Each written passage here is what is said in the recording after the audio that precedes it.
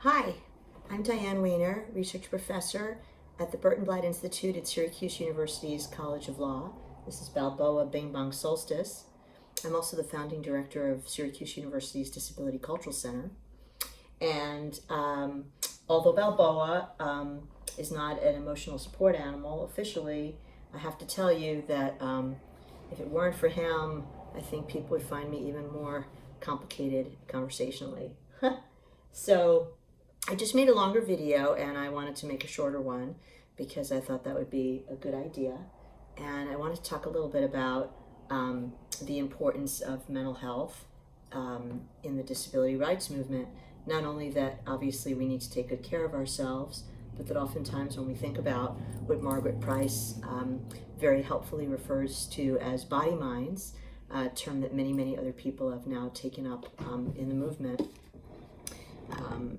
we need to think, I think, about how our body minds need our self-care and our self-love, but also how disability justice must always include a commitment to emotional variance, neurodivergence, and mental health complexity, sometimes referred to in some people's understanding as mental illnesses.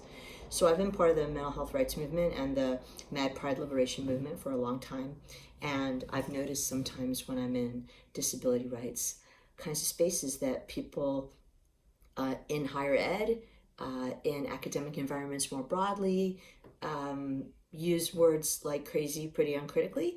And I don't want to practice censorship at all, of course, but I think it's important to think about how people reference concepts around suicide, suicidal depression, trauma, violence, insanity, madness, and the word crazy, quote unquote, air quotes shown there, because some of us experience those words a little more directly and not just as descriptive of, some adjective or something that's part of the human tapestry of language sometimes.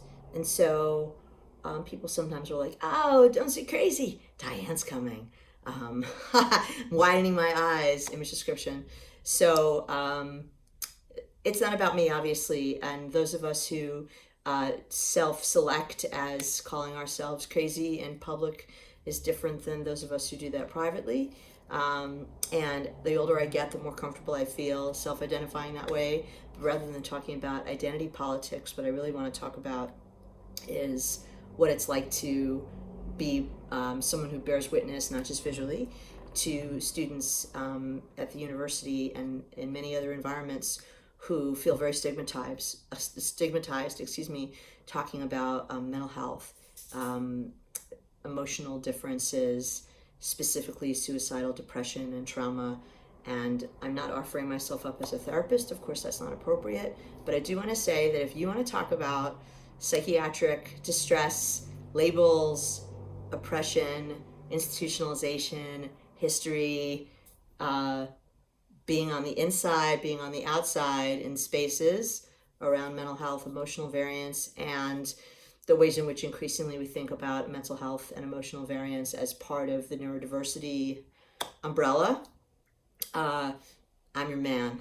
Among others, many others of us who are very out about our neurodivergence and our experiences of emotional and mental difference.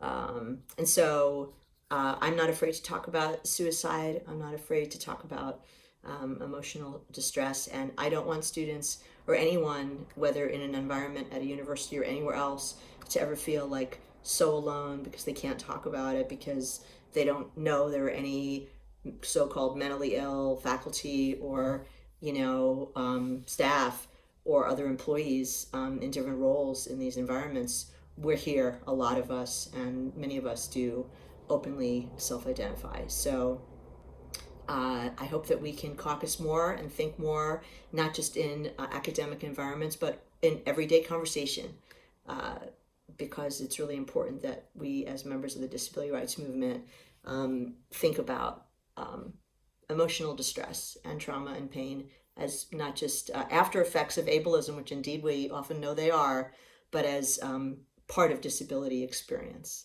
Thanks very much for the opportunity, and I'm honored to be part of the #LiveOn movement. Thank you.